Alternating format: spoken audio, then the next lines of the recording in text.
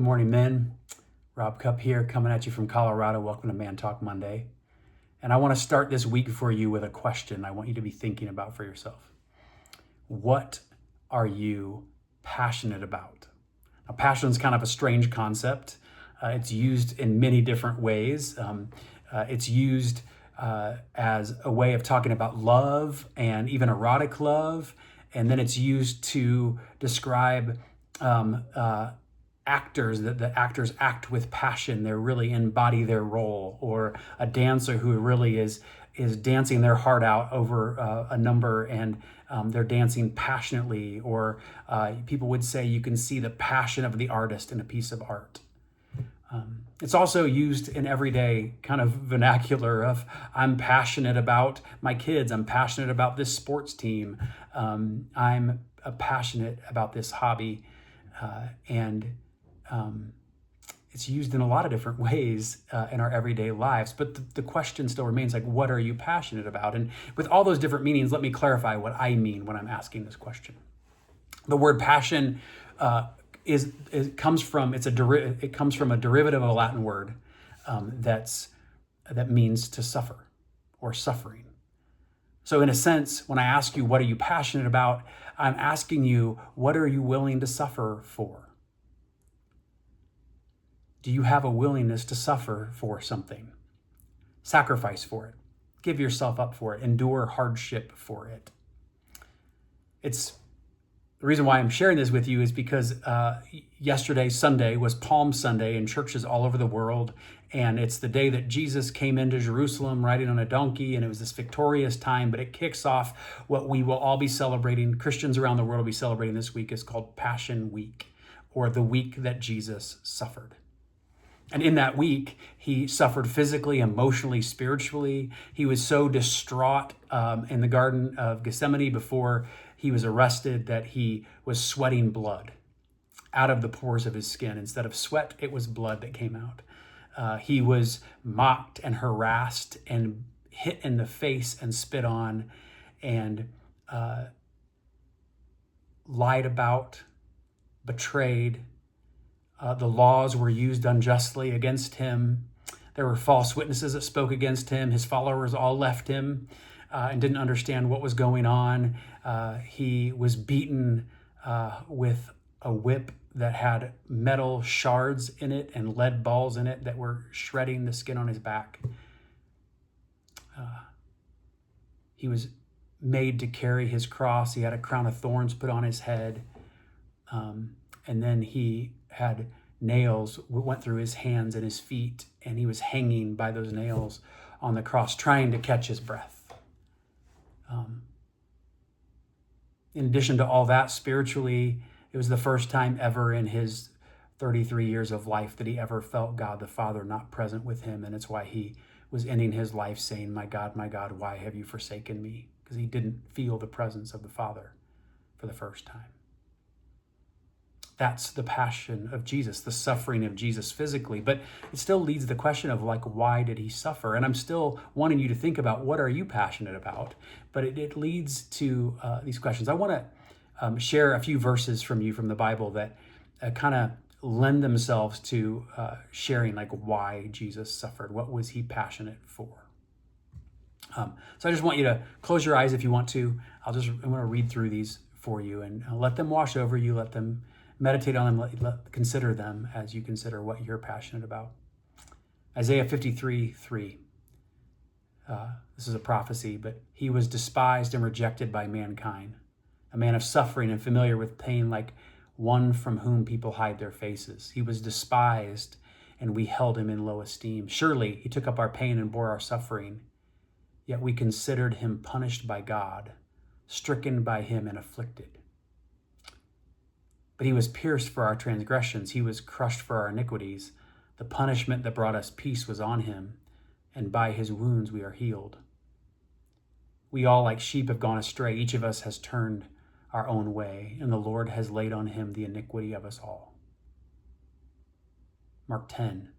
For even the Son of Man did not come to be served, but to serve and to give his life as a ransom for many. Romans 5:8. But God demonstrates his own love for us in this: while we were still sinners, Christ died for us. 2 Corinthians 5:21. God made him who had no sin to be sin for us, so that in him we might become the righteousness of God. 1 Peter 2:24.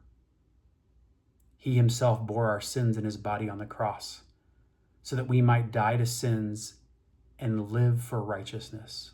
By his wounds you have been healed. 1 Peter 3:18. For Christ also suffered once for sins, the righteous for the unrighteous, to bring you to God. 1 John 4:10. This is love, not that we love God, but that he loved us and sent his Son as an atoning sacrifice for our sins. As you kind of let those verses wash over you, when you understand like what Jesus was passionate about, let me give you this summary of it all. Jesus suffered for you, so he is passionate about you. He's passionate about your family. He's passionate about your neighbors. He's passionate about your friends. And even he's passionate about your enemies. He's passionate about everyone in the world because he wants to bring them all to God so they can be reconciled to him and live with him forever. That's why he suffered.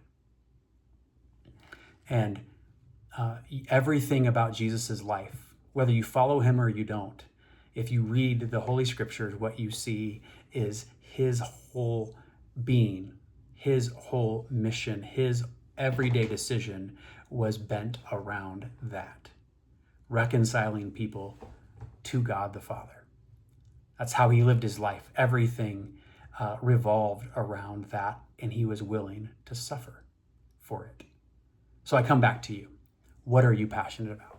What are you willing to suffer for?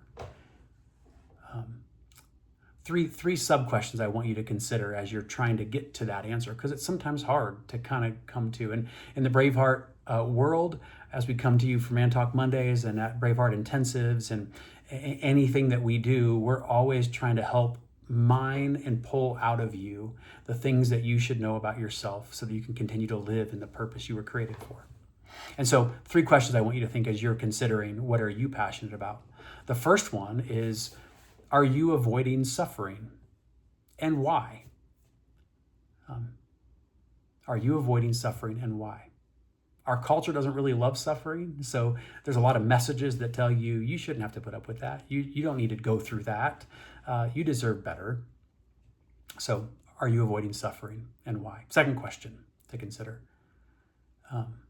What is your current suffering for? What's it leading to? What is your current suffering for? You may be suffering for lots of things, like the traditional American dream suffering is, I'm going to put in long hours and break my back so I can make some money and feel secure materially, financially, or just to survive. But I'm going to suffer to survive. But what is your current suffering for? It's not just in the work that you do. It's in your family. It's in your social spheres. What are you currently suffering for? And the last question I want you to consider is, what aren't you willing to suffer for? There are plenty of things out there that you're not willing to suffer for. So as a process of elimination, who aren't you willing to suffer for? As you kind of meditate on those 3 questions, I believe that it will lead you to understand what you're passionate about. And when you're passionate about something, you will give yourself fully to it, and you'll be willing to endure and suffer to see it come to be. And every decision in your life will hone in on that thing that you're passionate about, just like Jesus did. For his followers, Jesus said this as he was given an example that he was going to die for the thing that he was passionate about, for you, for me, for his disciples, for anyone who was willing to follow him. He was suffering for them. And he said this to them. He said, take up your cross and follow me. He was saying, be willing to suffer just as I'm suffering. Follow me in the suffering. follow me, and you will suffer, is kind of his modality and what he's saying. And so, again, what man are you passionate about? Consider it, and when you know it, it will shape your life. Everything about your daily decisions will come from that place. Have a great week, and may God bless you and keep you. May his face shine upon you and give you peace as you discover what you're passionate about.